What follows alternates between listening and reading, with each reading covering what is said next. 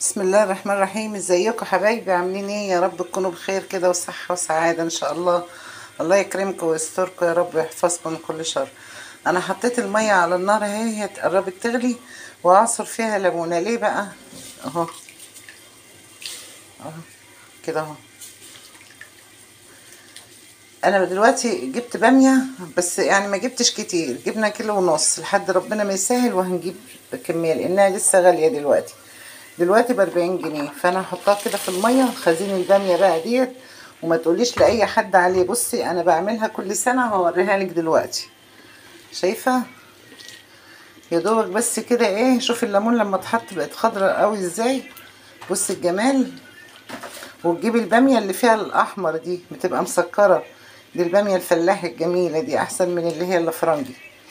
دي بتبقى طعمها احلى وانضف. بصي يا دوبك بس ايه، تاخد لها غلوه كده اهي، مش غلوه اهو. شايفه؟ انا مش بسويها، انا بحطها بس في الميه كده اهوت ايه.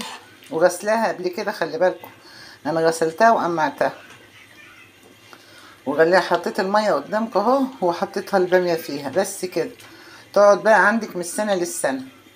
شايفه؟ والله انا هعملها النهارده في كيس، اخر كيس عندي اهو. متلج اهو. هعمله النهارده. هاخد من دي شويه كمان عليهم عشان مش هتكفي اهي. وهتشوفيها شكلها ايه، خضرة زي البرسيم. شايفه لونها؟ يا دوبك بس كده اهو. وهفضيها في المصفى واحط عليها الميه الساقعه. خلاص. وعبي في الكياس وحطي، ولا تسيبيها تنشف ولا الكلام فاضي من ده خالص. عبي في الكيس وحطي على طول اول بس ما تحطيها في الميه الساقعه. شايفه بقى لونها اخضر خالص ازاي؟ من نص الليمونه اللي حطيت، من الليمونه اللي انا حطيتها. انا هعمل يعني بنحبوها، بس لما ترخص شويه نجيبه كميه ونعملها. بس انا قلت اوريها لكم بقى ايه، اول حد يوريكم خزين الباميه بقى.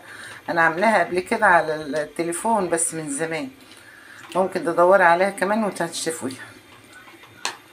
احلى تخزين باميه هو ده. خزنيها بقى وعليا وشوفي بقى. بصي هي كده خلاص. انا هفضيها بقى في المصفى واكب عليها الميه الساقعه. شوفي ما سبتش الميه حتى تغلي. لو غليت ما ينفعش.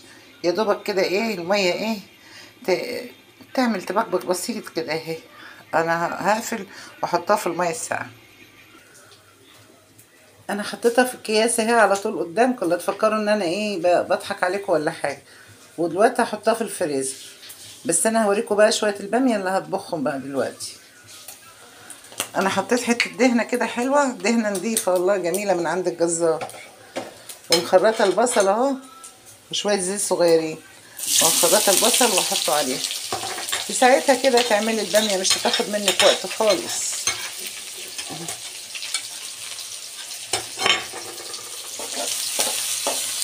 هي الباميه بتحب السمين، يعني لو على لحمه ضاني كمان يا سلام تبقى جميله.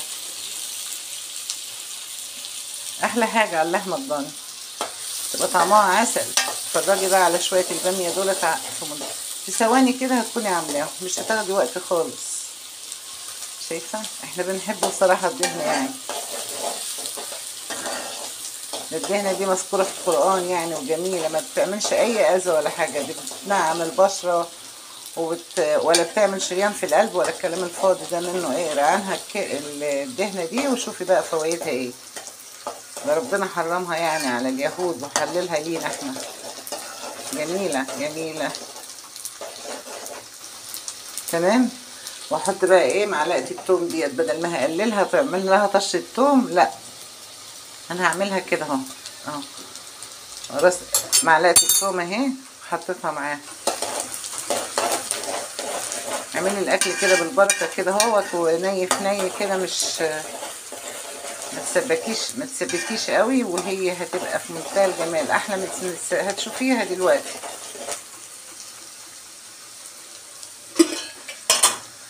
وهنا انا حطيت اللحمه تستوي، خدت لها شويه غلوه حلوين. حطها اهي، حطها فوقيها.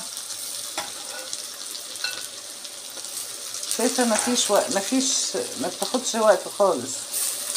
يا دوبك تاخد بس سوا ايه، اللهم صل على النبي، الجنة. لحمه عقبال عندكم النهارده او للشهر بقى.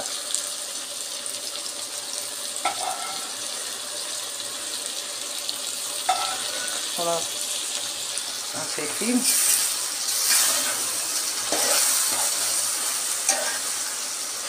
اعمليها بس بالطريقه دي وهتدعي لي، والله العظيم هتدعي لي فعلا. بص ريحه الثوم طلعت ازاي، بص العسل جميله جدا. وهحط واحده مرق دجاجه اهي ومعلقه فلفل اسمر عشان المعلقه دي صغيره قوي، كم قرن فلفل كده، وتحط الباميه على طول كده اهو. خلي بالك الباميه دي قلتلك اللي انا مخزناها، بس خدت شويه صغيرين من التانيه. شايفه شكلها عامل ازاي. هقلبها بس عشان مش عارفه امسك التليفون. وهنا شويه الصلصه اللي انا عاملاها برضو اهي عليها كده على طول، ولا تتعبي نفسك ولا اي حاجه. حط الملح بقى. خلي بالك انا هنا سلقت حتتين اللحمه والشوربه هزقيها بيها، يعني هحط الشوربه كده فوقيها اهي.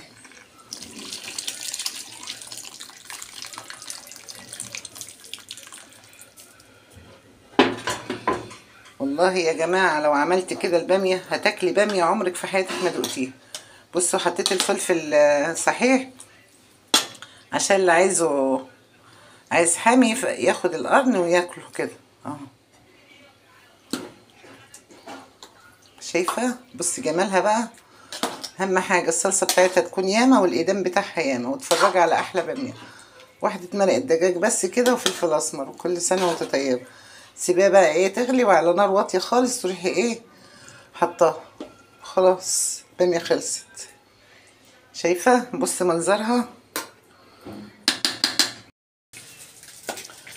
شايفين بقى شويه الباميه العسل دول. بصوا باميه بقى اعمليها بالطريقه دي هتعجبك قوي. بس اهم حاجه الايدام بتاعها.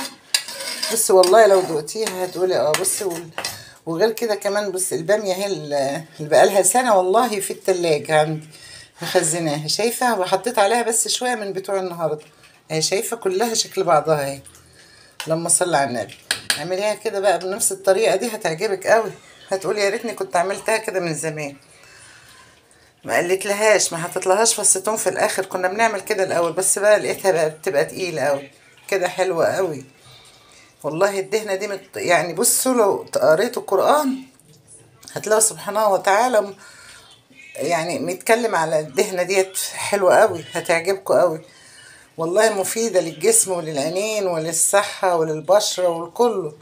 مش بتعمل تصلب شرايين ولا حاجه. ده انا عندي الحاج بصوا عنده 70 سنه، واللهم صل على النبي، حط له نص كيلو دهنه بحاله ياكله ما يجرالوش حاجه. بصي جميله ازاي. يلا حبايبي مع السلامه.